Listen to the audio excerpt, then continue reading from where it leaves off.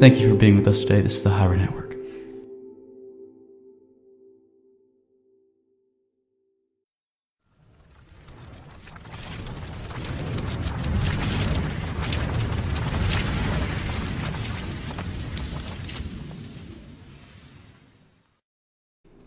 So you started it. Just count it down. No. All right. Well, No, we'll just do knock knock. who's there? There you go. That's all we need. Okay. 3, 2, 1. Hey guys, it's Hybrid. And this is the White Sheep. And yes, so it's a really interesting video actually. We stumbled upon a source, a very reliable source. He showed evidence to believe, and at least believe enough of what he's saying to report on it. It's more evidence than some have shown for this, and I guess because this is such a hot topic, the movie is still 2 years away, and Definitely, we're already in like where everybody's jumping at fake scripts and stuff. Yeah, and honestly, it's really interesting. I'm surprised no one else has reported on this yet, which is why I'm happy we're obviously reporting on it because it's kind of like exclusive, like at this date, I guess. Obviously, if you guys want to know our sources, just contact us, ask us. We'll tell you guys. Just for the purpose of right now, while we're like just uploading it and everything, just it feels good to have information that no one else is really, Talked about spewing right now. So I mean, this is really, to me, it's really interesting. We're gonna run down the facts and we're gonna get some opinions. Nick from the discussion is here. We're gonna get his opinion at the end of the video once we've gone through all the factual stuff that was reported. I'm just gonna start. It was an interesting setup. The guy, posted that he might have had some info, and people were, talking to him about it, asking him a question. He fielded their questions and responded. He posted some evidence, which was a photo of the first page of the script. I would have liked if he showed just a random page, like a random one that had nothing to do with it, but he didn't. Well, technically, it is a random one. It's only the first one he had. Yeah. I guess he works on the movie. He claims that he is a location scout, and he needed. I guess when they're scouting locations, they have to make sure that nothing, I guess, completely illegal, and the city's gonna fly with it, so they have to clear that all with the city, and the location scouts are a big part of that. So that's how he says that he got his hands on the script, and it. I mean, I'm non-Hollywood, but that seems to be a legit. It seems to be a legit reason to me. If it's not, sound off in the comments below. But without further ado, let's jump into the facts. So, when asks, I'm kind of going to structure this a little differently. Let's start it with some basic stuff. Does Harley Quinn appear? Because that's been rumored in recent days. That is a no in the script that he has. She was not in it. Does Wonder Woman have a fight with someone in the movie? He said not really. She might get like one action cutscene, but she's not involved in any big fighting because, as he says, the Batman versus Superman fight is the climax of the movie rather than a like middle point that a lot of people were thinking that it would be before they teamed up against a big bad. And a big part of this is that Superman is actually working with the government in his mind. Batman kind of interprets it seems, as working for the government and being a government tool, very Dark Knight Returns. But it seems like this is Superman's way of atoning for Metropolis and the destruction that happened, because he really does feel bad there. But he's working with the government and with Luthor, who I guess like contracts with the government. Interesting fact on Luthor: Luthor has hair at first, and then he's bald later. And it is heavily, I guess, suggested that this is due to cancer. And he also confirmed that kryptonite is in the movie. So hopefully maybe some comic book. I was calling it. Yeah, maybe some comic book accuracy there. Make kryptonite since day one. And so basically and more on Luthor. He was asked if Luthor was written well and how well Luthor fit into the script, how Eisenberg played Luthor. And he said, it seems pretty good. He's kind of written like a kid, like he's a younger guy. He doesn't kind of have the menace and gravitas of the older Luthor that we get a lot. But it says he's like the 10-year-old in Twilight Zone who could do anything. And he's like, you really get the feel that the weakest man on Earth, which is Luthor, because, Eisenberg not physically imposing at all. You get the feel that he's the only one that would actually be willing to stand up to Superman, which I feel like is perfect. I don't think it's, exactly comic book perfect, but I feel like that's the right vibe we need to get from Luthor. Basically, this movie does really only have Superman, Batman, and Wonder Woman playing big roles. And he even describes some weird scenes, like one where it seems like Batman's not the most suave of, like, he's Bruce Wayne, he's suave, but he doesn't really interact with other superheroes like normally. And he's still kind of pouty and awkward, or not really awkward, but sort of like brooding, more like secluded. Because at one point, in the script at least, Superman goes to shake Batman's hand, and when Superman pulls away the hand after the shake, there's a batarang in it, whatever that means. That was kind of a weird moment in the script. But also, he goes on to claim, interestingly enough, that they don't really set up for a Wonder Woman-Superman romance, they set up for a Wonder Woman-Batman romance, which would be kind of odd, but I guess would maybe fit. And also, the rumors about Batman being 50 or 50-ish, late 40s, and the dead Robin would be true. There is a dead Robin in the script, according to this guy in the know. And when I say dead Robin, that means Robin is dead. There is no reference to Nightwing, nothing really to the Bat family, and apparently you really don't get too much on Batman's backstory. So, Josh, you're going to handle the second half of this, I guess. Just... All right, so yeah, like CJ said before, it's very Dark Knight Returns-esque in theme. It sounds not only in the having a fight scene, but also it sounds like in theme, which is pretty cool, I guess. One thing that I did like about Dark Knight Returns was kind of like, I guess if you were to base it on that, how they've set it up, the theme kind of works. So I guess the movie opens up actually with Superman, obviously, saving people in a burning building, and there's a scene where I guess this guy was saying was actually quite enjoyable because he actually quotes Pa Kent. We're not exactly sure what he's saying to quote Pa Kent, but it's interesting. I guess he's quoting. If I could interject, he mentioned at another point that Bruce is really secluded. He retired from being Batman after Robin's death, which is kind of contrary to what we would believe from comic book Batman, but more of the Dark Knight Returns kind of thing. But he actually, it's heavily hinted that he might be quoting Pa Kent to Batman and saying, more or less, quote unquote, the day is going to come when you've got to decide to stand up in front of the human race. And this occurs after their fight, I believe. So yeah, that actually makes a lot. I could see that if he has to quote Pa Kent in some way, shape, or form to Batman, because like you said, Batman's very, very secluded. I guess a seclusive, not that public. And Pa Kent was kind of sharing that same advice with Clark. When he was telling Clark to hide his powers and everything. Also, I guess Wonder Woman comes to Metropolis actually because of what happened in Man of Steel. That whole incident, thinking that Superman may be a lost god or something along that line. Think new gods here when I say god, by the way. And supposedly they might be tying into the fourth wall, like potentially building that up.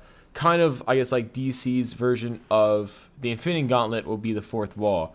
Which is interesting. A lot of people don't think about the fourth wall that much, or fourth world, that much. But that ties into the new gods, beings like beings like Darkseid and the planet Apocalypse also fit into there. So that's pretty interesting.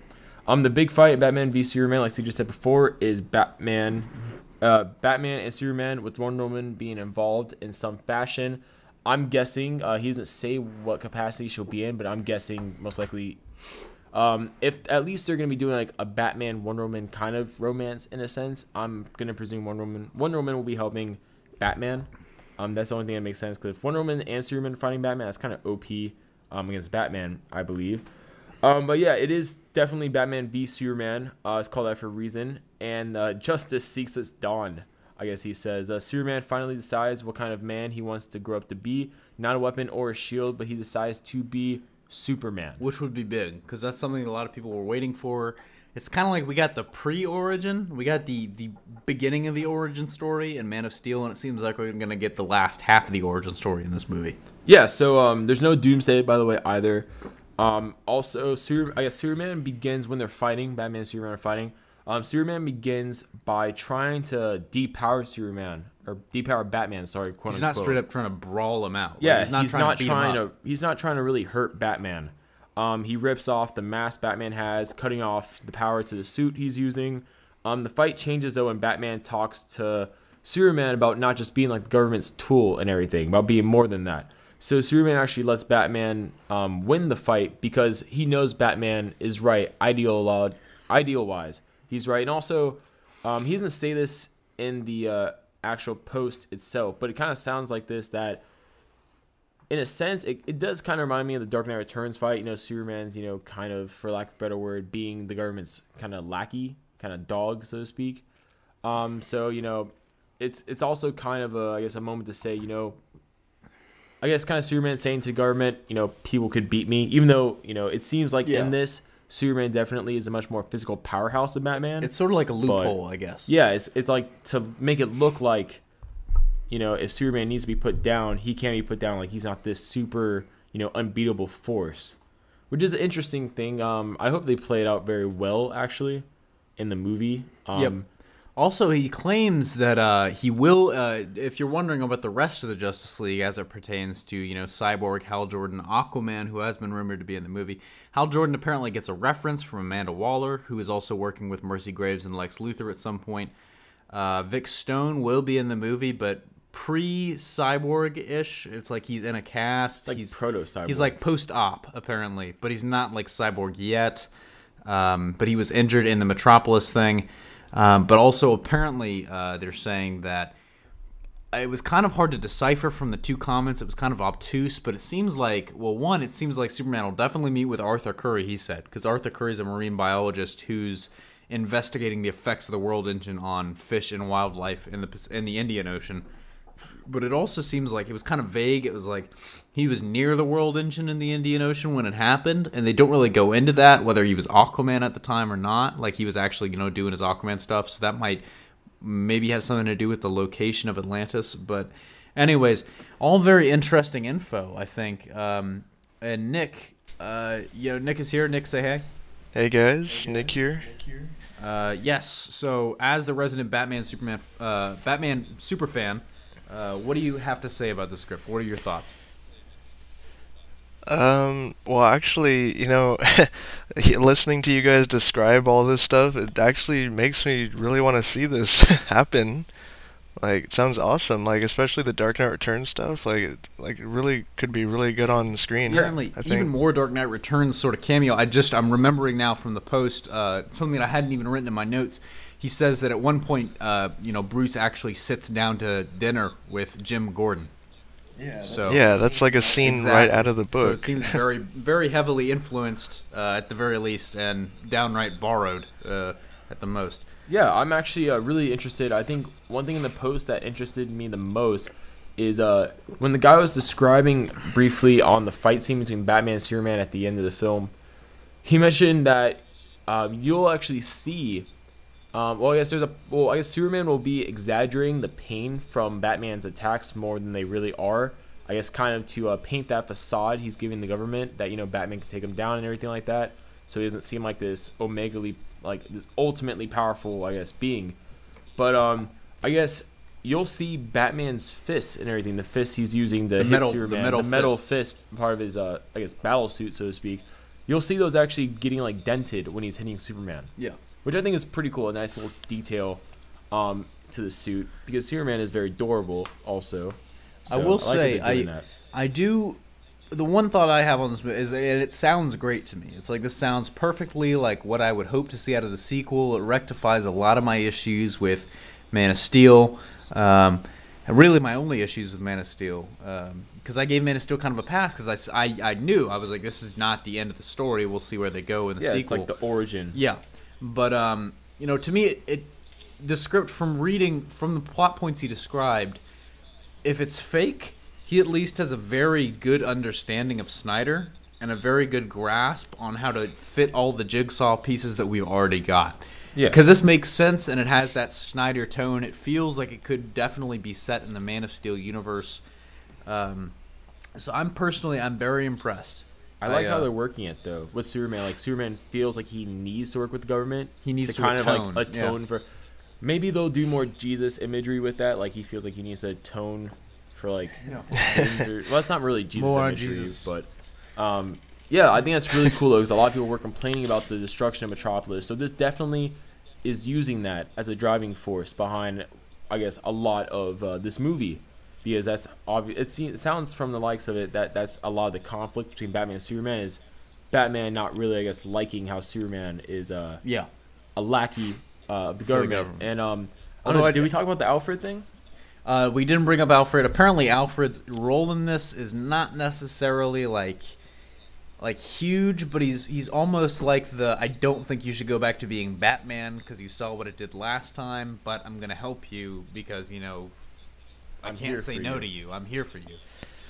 Which I think is kind of a cool take on the. Yeah, that's actually exactly like the Dark Knight Returns. Even when he's in a I think it's right before he fights the mutant leader, and he's telling him like, "Do you remember what happened to Jason?" He's like, "The war must go on," and all that. That's really cool that they're doing that. I definitely thought that's what they should have done in Dark Knight Rises instead of Bruce basically kicking Alfred out.